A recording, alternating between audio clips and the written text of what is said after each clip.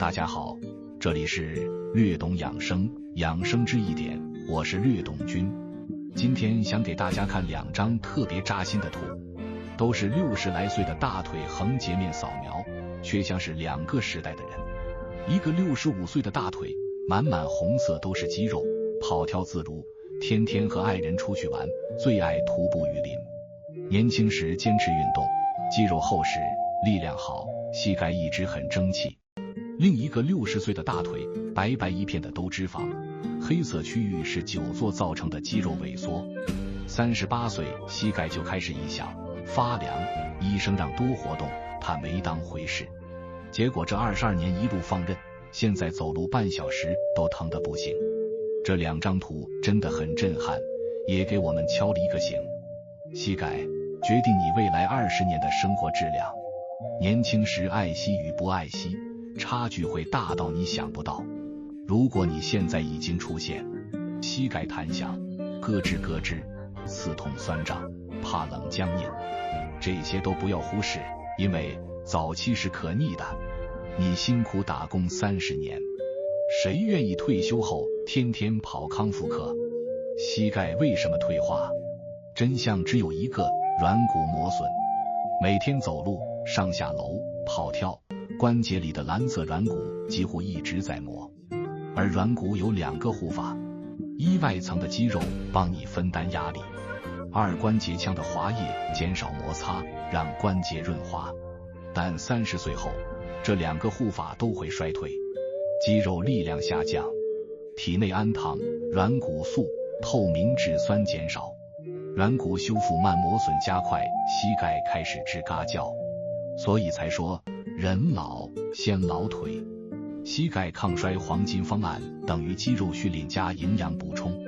第一步，练肌肉，但别瞎练。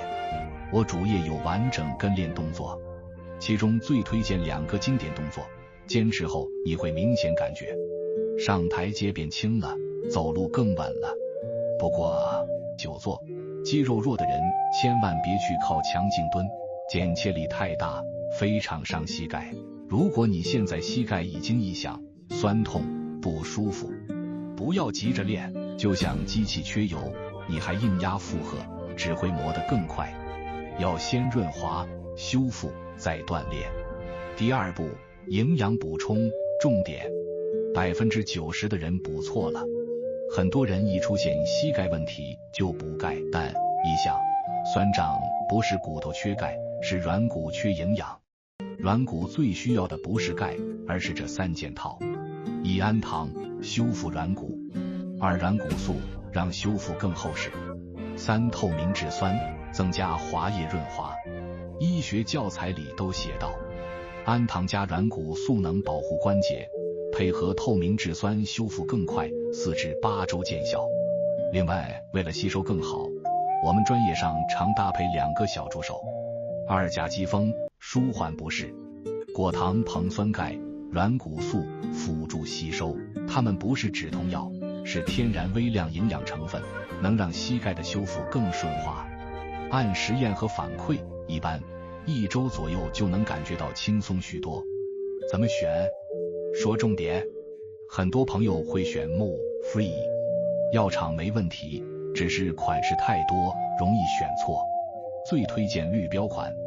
如果是50岁以上，可以选择额外加了钙加 D 的版本，肌肉和骨骼一起养。可以去 Costco 好事多购买。养生君自己每天吃绿标，我妈吃加钙的那款，1天3粒，1顿吃完即可。25岁以下作为保养减1粒。最后一句话，膝盖是你退休后的通行证，别等到真的走不动了才想起来保养。从现在开始，补营养加练肌肉。记得点个赞，分享给朋友。